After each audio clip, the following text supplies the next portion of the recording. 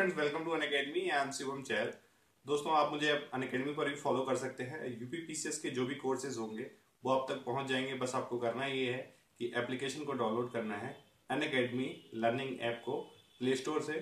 नहीं तो इस वीडियो के नीचे लिंक रहेगा, आप वहां से जाके डाउनलोड कर सकते हैं, मुझे फॉलो कर सकते हैं, जिससे आगे सारी वीडियोस का नोटिफिकेशन आपको मिलता रहे। तो चलिए शुरू करते हैं। हेलो दोस्तों, स्वागत है आपका विजन यूपीपीएससी चैनल में। मेरा नाम है शिवम चहल। दोस्तों, इस वीडियो के साथ में हम लोग यूपी स्पेशल में डिस्ट्रिक्ट वाइज वीडियोस बनाना मैं स्टार्ट करूंगा। आज जो मैंने पहला डिस्ट्रिक्ट जो चूज़ किया है वो है आगरा। आगरा डिस्ट्रिक्ट के बारे में हम सारी जानकारी जो है वो देखेंगे।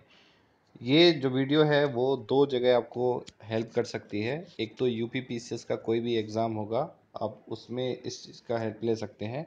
दूसरा जो सबसे बड़ा जो पॉइंट होता है वो ये कि जो लोग आगरा डिस्ट्रिक्ट के रहने वाले हैं, जब वो कभी सिविल सर्विस यानी यूपीएससी में अगर कभी इंटरव्यू देने जाएं, या हमारा स्टेट पीएससी में जो इंटरव्यू होते हैं, वहाँ आपके अगर डिस्ट्रिक्ट के बारे में कभी भी पूछा जाए कि भाई आप आगरा के रहने वाले हैं, आपको इन चीज़ों का पता है कि नहीं है, तब आपको वहाँ पर सबसे ज़्यादा फ़ायदा इस चीज़ का हो सकता है।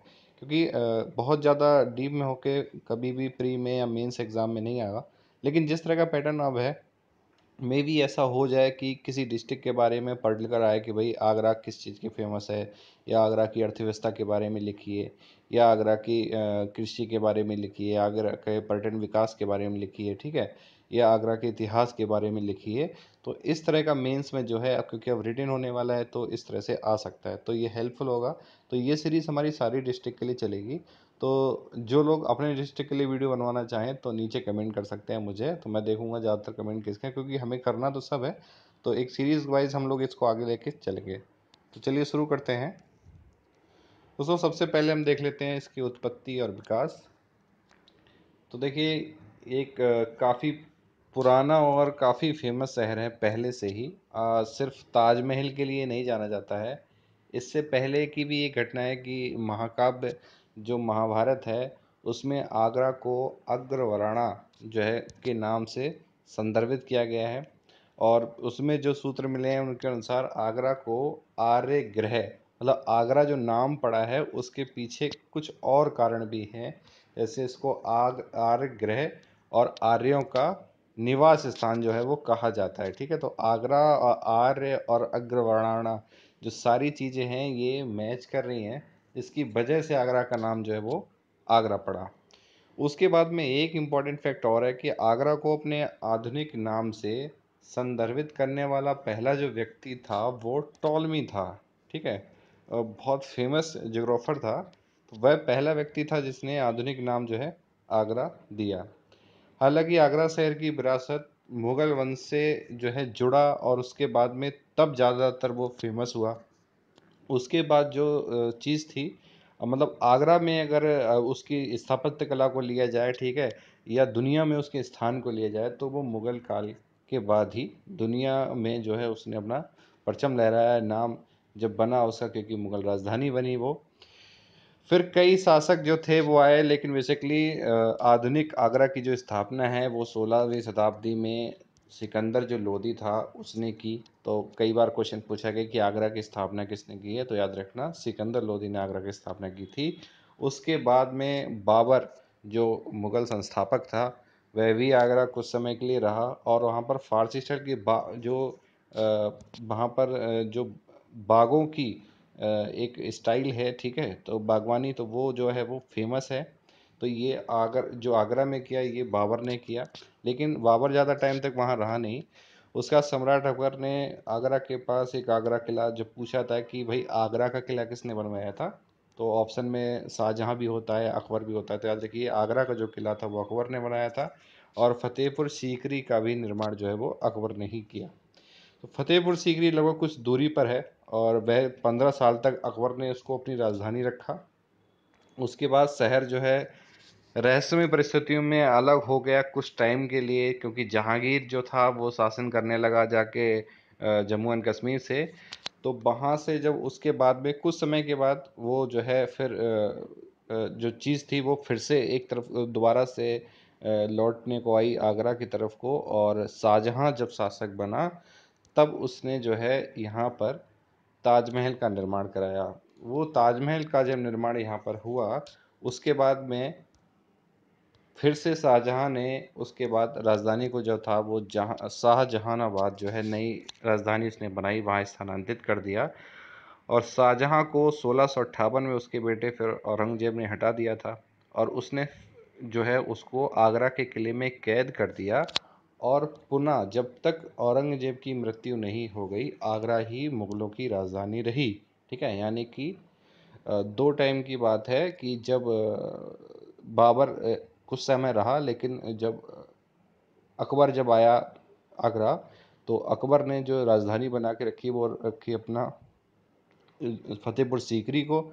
और फतेहपुर सीकरी के बाद में जब अकबर का टाइम गया, तब जो है शाहजहाँ वो सॉरी जहांगीर वहाँ नहीं रहा इतने समय तक।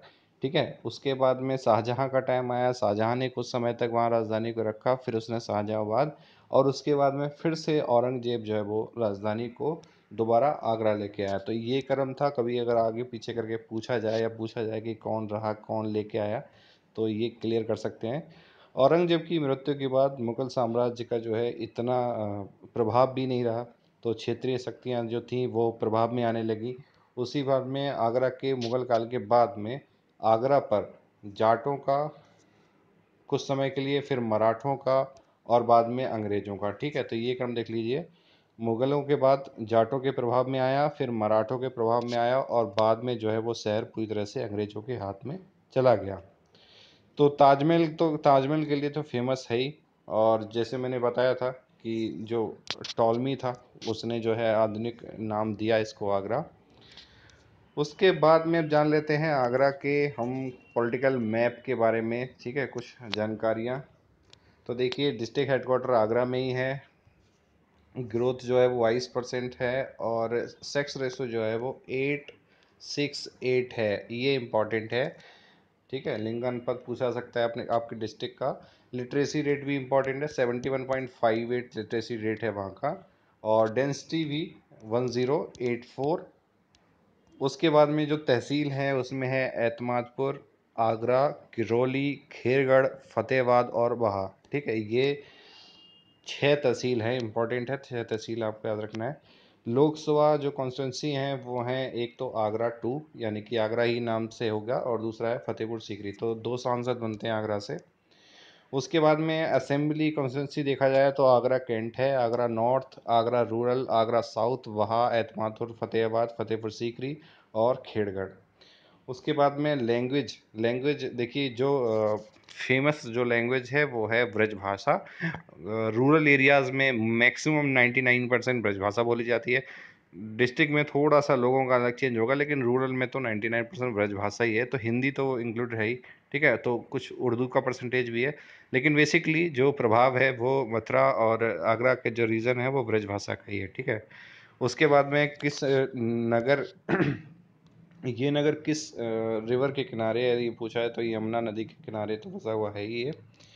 उसके बाद में कुछ ट्रैवल डेस्टिनेशंस कौन कौन से यहाँ पर हैं। ठीक है, तो आपसे पूछा है कि ये चीज़ें में कौन कौन सी हैं, तो आप बता सकते हैं। फेमस पर्यटन स्थल अगर पूछा जाए तो ताजमहल, आगरा फोर्ट, चीनी का रोज़ा, ता, ताज नेचर वाक, और उसके बाद में एतमौदौला, ये मेहताब राम बाग, ठीक है, सिकंदरा।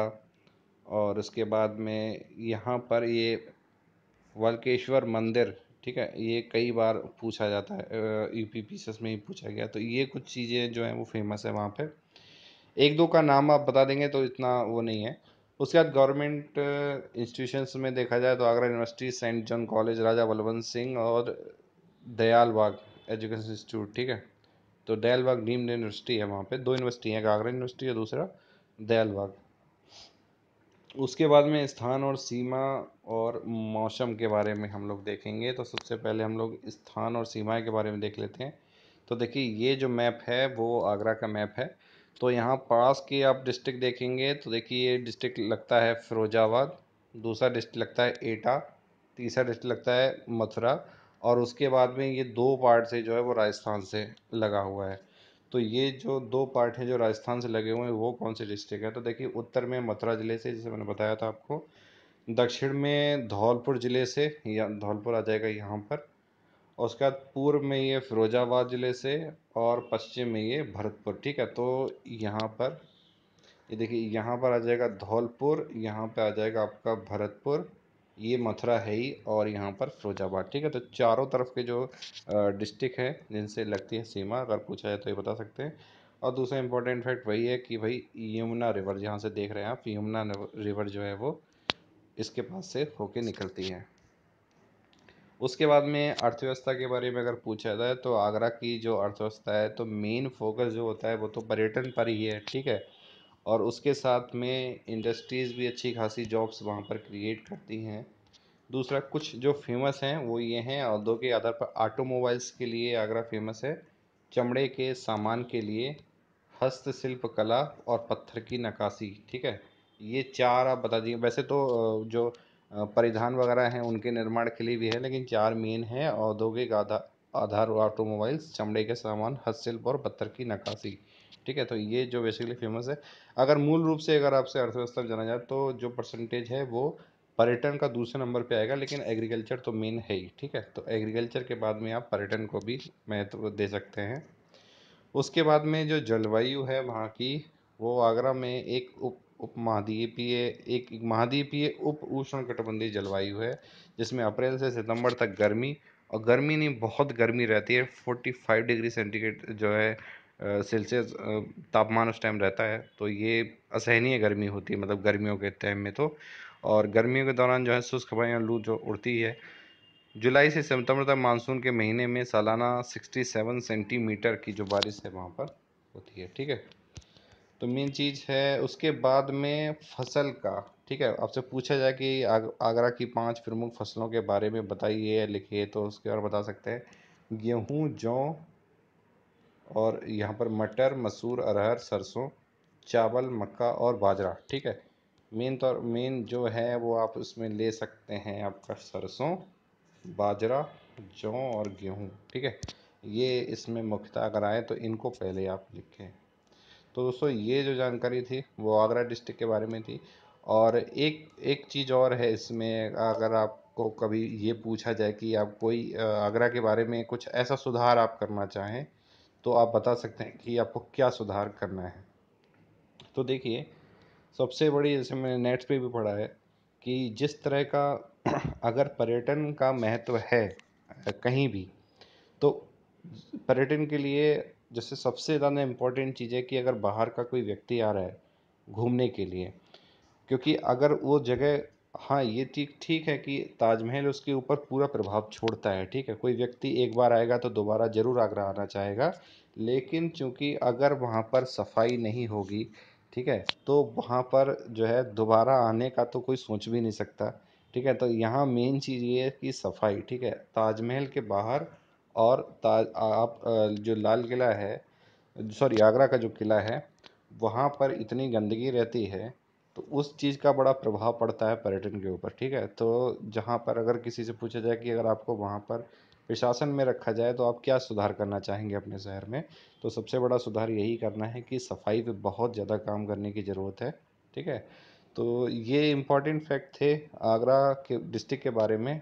हम लोग मिलते हैं नेक्स्ट डिस्ट्रिक्ट के साथ में। आप मुझे कमेंट में बता सकते हैं अपने डिस्ट्रिक्ट के बारे में, और बता भी सकते हैं जिससे मैं उस पर वीडियो बना सकूँ। Thank you.